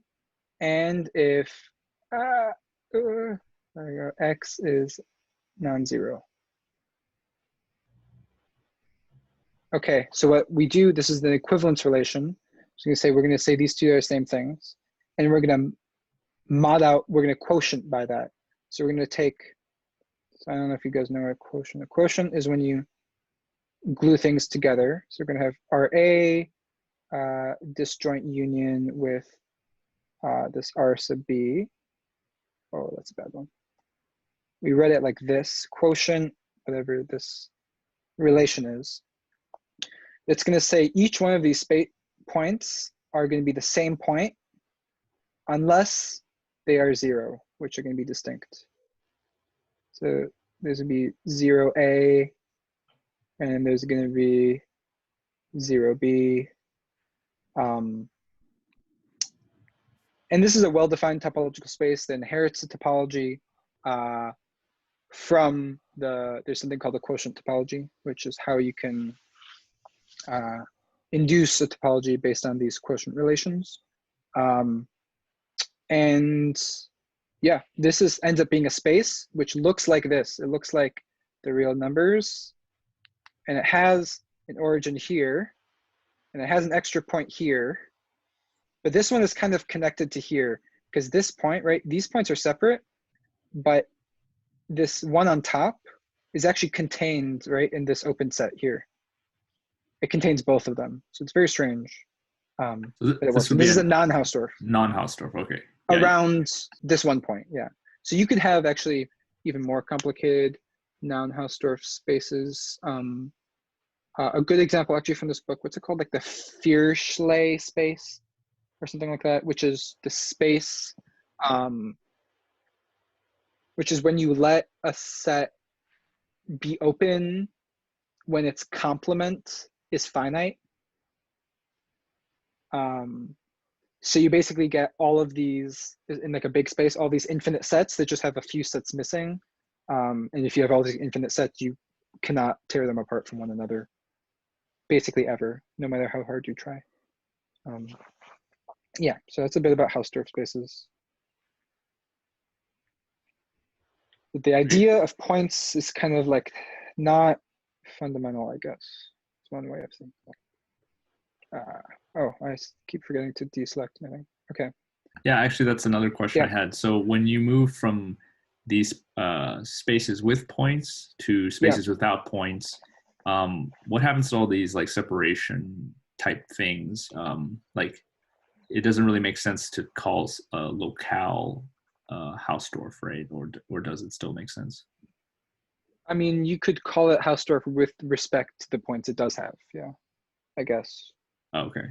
So you would still need to give it some points at some point. Yeah, but locales have no points. Yeah, because the definition of Hausdorff has to do with points. It has to do with it has to do with like when a space is not Hausdorff in the place where points cannot be, I guess, uniquely localized. There's no way to like zoom in so far that you know specifically what point you're talking about. Even if like you take sequences of these open sets. Oh, okay, this is the big one. Compactness, which took me in like undergraduate analysis so long to understand. But it's really not that bad. The idea, right? Okay, so there's this abstract definition of it, which is saying that anytime if you have a space, it's compact. If any one of these open covers always has a finite subcover. So an open cover and just a family of open sets that covers, if the union covers the whole thing. Okay, so let me draw. Oh, I have to get out of this thing. So imagine if I have a space. Oh, I'm moving things around. Draw. Imagine if I have space X here. Then an open. Let me switch colors. Can I do that? Yeah. Okay. An open cover is gonna be a bunch of open sets like this. that together they cover the whole thing. Okay, so we can see this as compact. So the term compact is suggestive that it's not exactly that the space is small, but it's that the space it is small enough like for limit points, in the sense that the really important thing about compactness is that every convergent, how it's used in analysis a lot, is every convergent sequence has a limit that's inside the set. So if you have one of these compact sets, you can't escape the set by taking limits. And that's important. Compactness is also related to model theory, which hopefully I'll be able to talk about next time, where the compactness theorems are basically saying that a theory can be broken down to a finite number of statements. That you don't need an infinite number of propositions to describe that theory. So it's a similar thing that you can, anytime you have an open subcover, so these can be infinite, that's the whole idea. So if there's an infinite cover, it's compact if every single time you can take a finite subcover.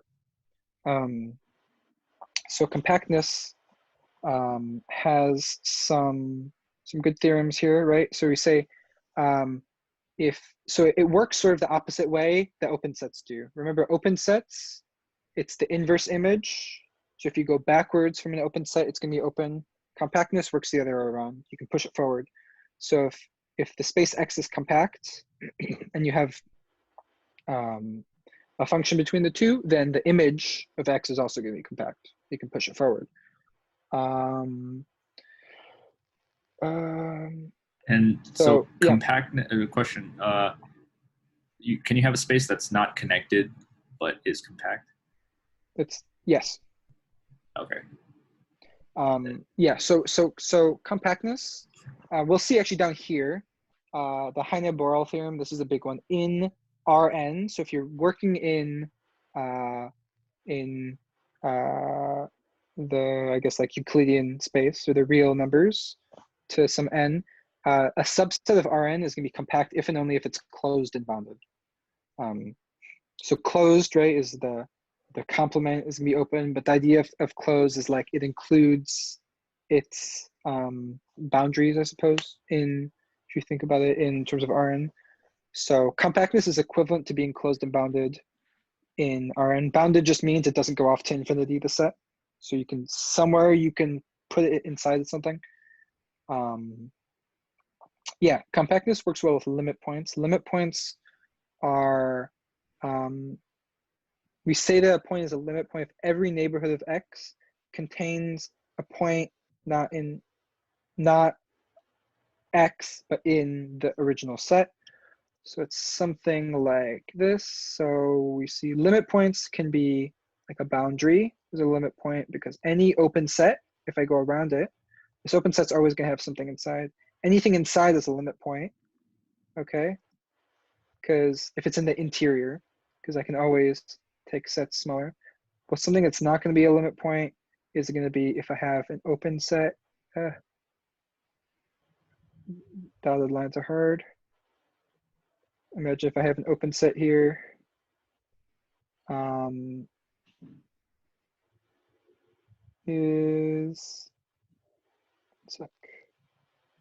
Actually, no, that will be a limit point.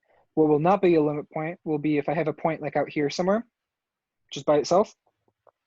This point itself is compact, but it's not a limit point, because if we take an open set with it, it doesn't contain anything else.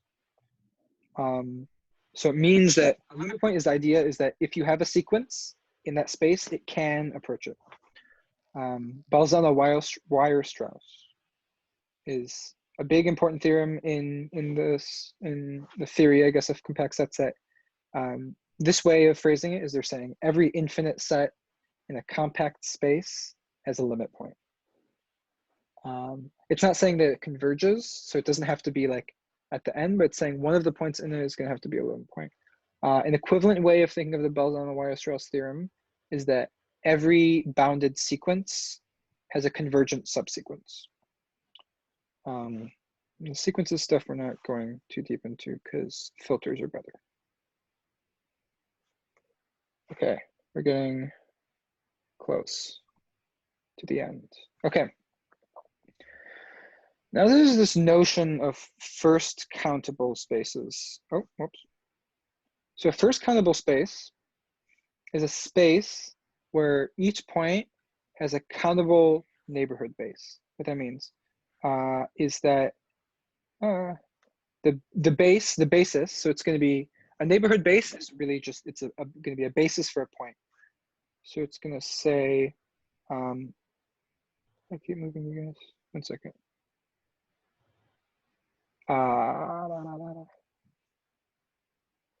So first countable space is one in which for every x and x, you have that every open set containing it has a member of this neighborhood base, which is contained in that open set.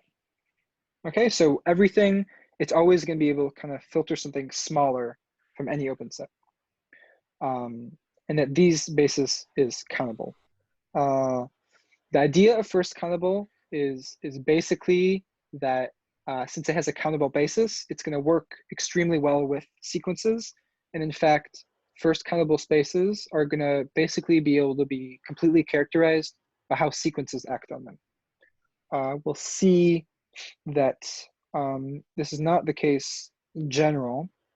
And if we want to do this in general, we have to actually go instead of from sequences to filters, which we'll touch on just at the end. It's second countable if it has a countable basis for the whole thing. That's not going to be super important right now. I just thought I should add it in.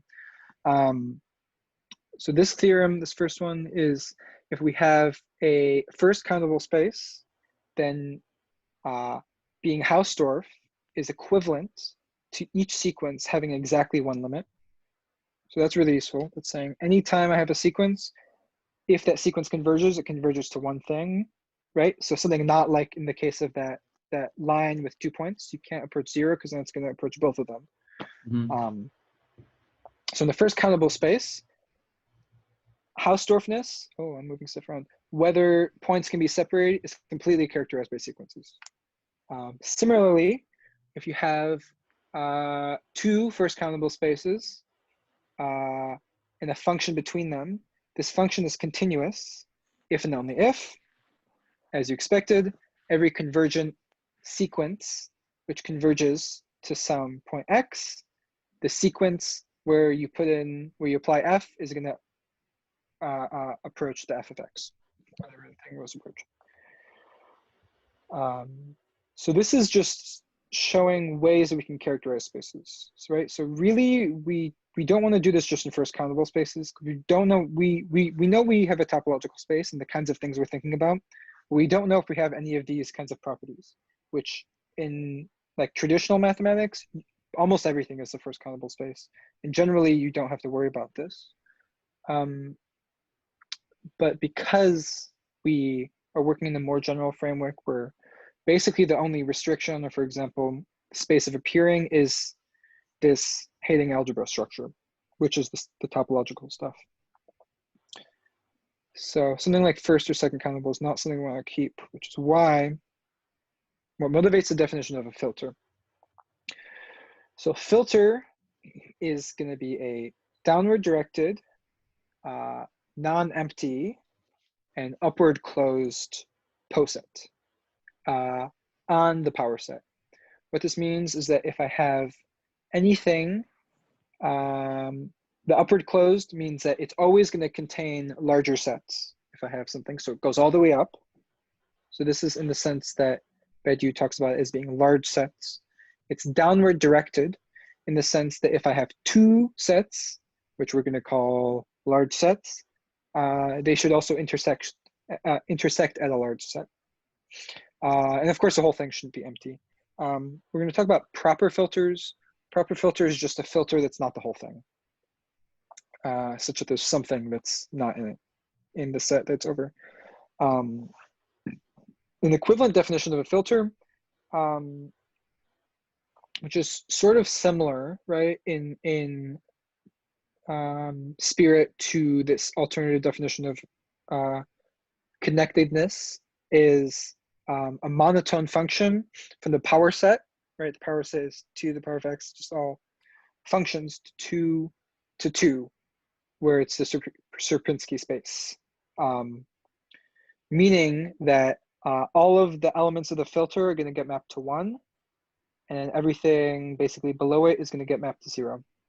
And these are also known as meet semilattice homomorphisms in order theory, because they come up in studying posets in general as well. But this is also the way to characterize a filter. We're not getting into ultra filters today, but next week. Yeah, I think that's everything I want to say here. Yeah, once again here, you see this is a filter. It's upward closed, downward directed. You have these two, you get the intersection, and it's not empty. And it's a proper filter. Finally, let's get to the good stuff. So I have a few nice theorems about filters, which is generalizing the stuff we were talking about before. So the idea of a filter, right? So actually, wait, let's go back to this picture. You can see in this picture of the space that the filter actually, it converges to a point. And there's a notion of convergence for a filter. This notion is, if you have, I believe I have it here. Yeah, filter F converges to a point if and only if it contains every neighborhood of that point. So the idea is that every neighborhood of the point is gonna be somewhere in here. So I can go all the way down and go as close to the point as you want, and that's still gonna be in the filter. And that's gonna be the notion of converging to the filter. So this is in the way, because it's upward closed, right? We're getting everything that contains it. Then the filter is sort of converging like from many places at once, because it's many sets that are nested into one another in different ways. And if they converge around one point like this, we're going to say it converges in the same way that we say a sequence converges. If we go far enough in the sequence that things match up. So 3 theorems we have. First of all, we can completely characterize Hausdorff spaces by limits of filters. So a space is Hausdorff if and only if is and only if and only if limits of convergent proper filters are unique. Okay, I'll repeat that. It's Hausdorff if and only if limits of convergent proper filters are unique. So proper means it's not the whole thing. Convergent means it contains every neighborhood. And filter is a filter. So that's nice. That's completely amazing. Characterizes Hausdorff space. Yeah. Another one, if we have X, a space with a subset A, we can actually know if A is in the interior or not. Of the closure. A space is, we're going to say it's in the closure if and only if there exists a proper filter containing A that converges to X. The idea, right, a closure, I'll draw this, is if we have an open set kind of thing. Oh, this is terrible. But maybe like on one side here, it can be closed, right? The closure is just, we're just gonna close it off here. It's taking, the closure is by unioning all the limit points. It's gonna be the space plus its limit points is closure. So we said that the closure can be something can be determined in the closure if filters converge to. And finally, we can say the big one, that a function from X to Y is continuous if and only if every filter, for every filter F and X, if it approaches a small point X, then this pullback of F of the filter along F approaches F applied to X. This is another way that we can characterize completely. So it generalizes, it uses a more general notion called filters, rather than sequences, which is the traditional way to do all this stuff, and generally how it's taught in analysis. But filters generalize it. They generalize it to all topological spaces. You know, nothing has to be first countable or anything like that. Yeah, so they're pretty great. That is the end of my slides.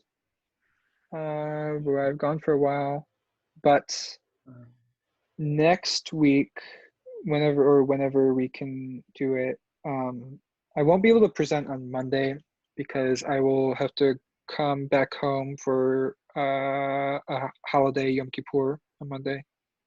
But if you want to do this later sometime. Yeah, we can skip a week or something. So, or do it later in the week is fine too. Yeah. Like on Wednesday or something. Yeah, But that's this all I was have awesome. for today. Yeah. You make these available, these slides? Yeah, I can send them to you. Let me, Okay, sounds good. I'll just fix that one thing. But yeah, and I'll add more. I have to make a second pair for next week.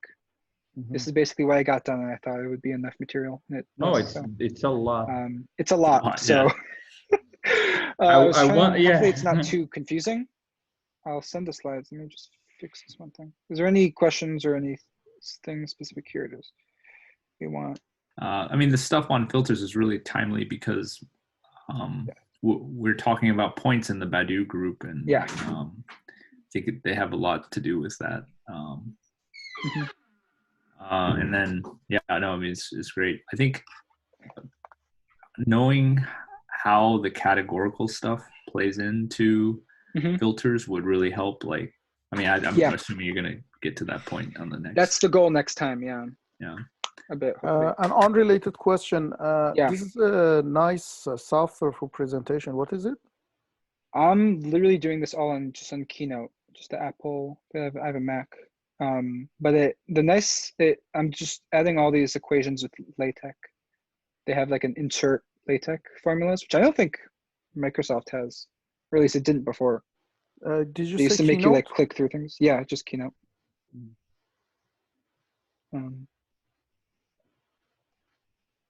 Okay, sounds good. Just a minor question. At the very end, that third theorem that you present on filters, is this somehow related to in calculus the Squeeze theorem, or isn't there a theorem that says like you can kind of take like the lower bound and I don't know. Yeah, the Squeeze theorem, it has to do with like squeezing integrals, I think. Like taking bounds. Oh yeah, it's when you can squeeze things between functions. Yeah, something like that, right? It doesn't it only it's been work. A long time since here.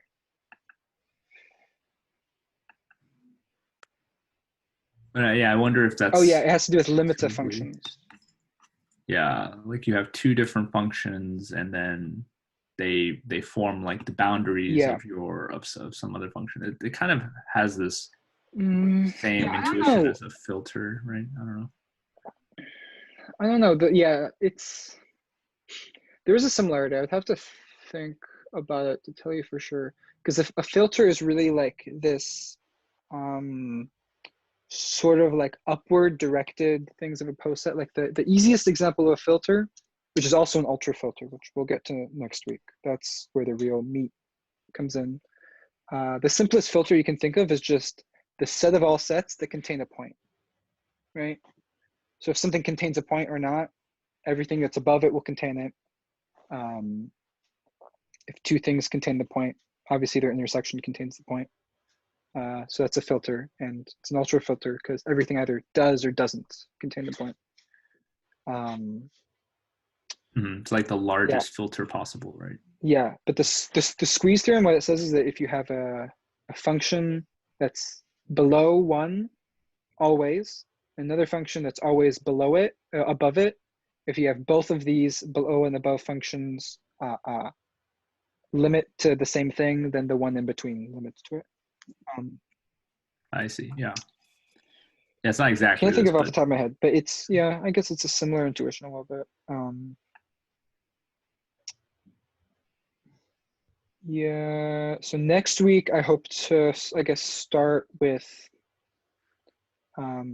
more things on filters and ultra filters because there's a lot in this book. Most of the stuff I'm getting from this book, when I told you about the topology categorical approach, For anyone interested in this stuff, I would highly recommend it. It's pretty readable as far as these kinds of things go. But yeah, that's where a lot of it's from. They have a lot of things with which one? generalizing things to filters. Topology. It's called Topology, a Categorical Approach. Yeah. I have the Kindle version. Yeah, it just came out recently. Right. It's by Bradley, Bryson, and Turilla. Yeah, that's a book Dennis and I are reading. Oh yeah, yeah. It's quite good. I think. Sounds good. Yep. Any other questions or comments? Yeah, no, I'll have to mull it over and ask you stuff next time or in between. Of course. I'll send you guys this right now, actually. I'll just make a second one for next week.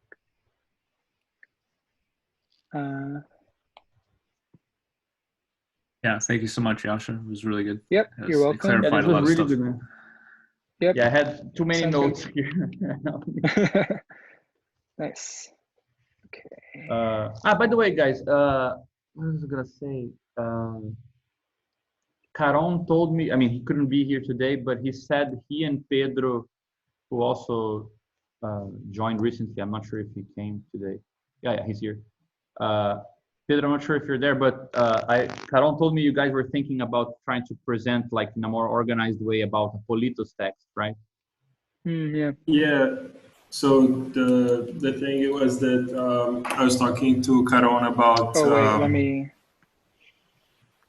about like some Mark Wilson stuff that we're both working on, and then he suggested that we would do together. We're talking about physics avoidance, and then the idea is to sort of do something about this idea of like scale sensitivity or scale relative ontology that Mark Wilson does, and to sort of try to bridge that and scale anarchy. That's sort of the idea for now. That's cool, because he told me you guys were in between doing one presentation mixing Wilson and Apolito, or doing two, right? Presenting the text and then presenting Mark Wilson. Yeah, I think he mentioned that he talked about this with you, and then he said, and that you had the idea of doing it separately, and I think it's also good to do it separately, to do one and the other, because then I think mixing is not like, it wouldn't like I mean like we wouldn't have enough time to mix them anyway. Yeah, that's what I'm like starting to see, that like we should be more conservative with how much fits into one meeting. I'm realizing it's exactly. That's why I remembered it. Yeah. No, but I find that such a good idea. I mean, I tried to write down everything we already said we would like to do for the next meetings and so on, but I think we could try in the near future to organize a schedule for like what's going to be presented and when, so everyone can start like also organizing their time. And so, but we can talk this over through our joint chat window. Sounds good. Great, guys. I need to prepare some soup. Sounds good. I have to move. I'm moving this Friday. So. Oh, really? Already? Oh, wow. Yep. So very soon. So it'll be a busy weekend. Yeah, but it's a great news, man. But yeah, if you guys want, I guess the second half either later next week, or if you just want to skip a week, let me know. I could probably do later next week. Yeah, because another thing we could do is if you want, or if you want to put something in between. Yeah, we can like do, I think it would be a nice moment also to do like a recap meeting of everything we've done this far, just talk it over. Also, there some people joined recently. We could be a bit more descriptive with what we've done. So sure, that's a good idea. So something a bit more loose. Yeah, I like that too. Yeah, more informal meeting. Yeah. Yeah. Okay. See you guys. So the meeting is usually 5:30, 5:30? Sorry? Normally 5 or 5:30. Today was a little later. Yeah, today we met a bit later than usual. All right. Sounds good, guys. Yep. See you all. Okay. Take care. Bye-bye. Bye-bye.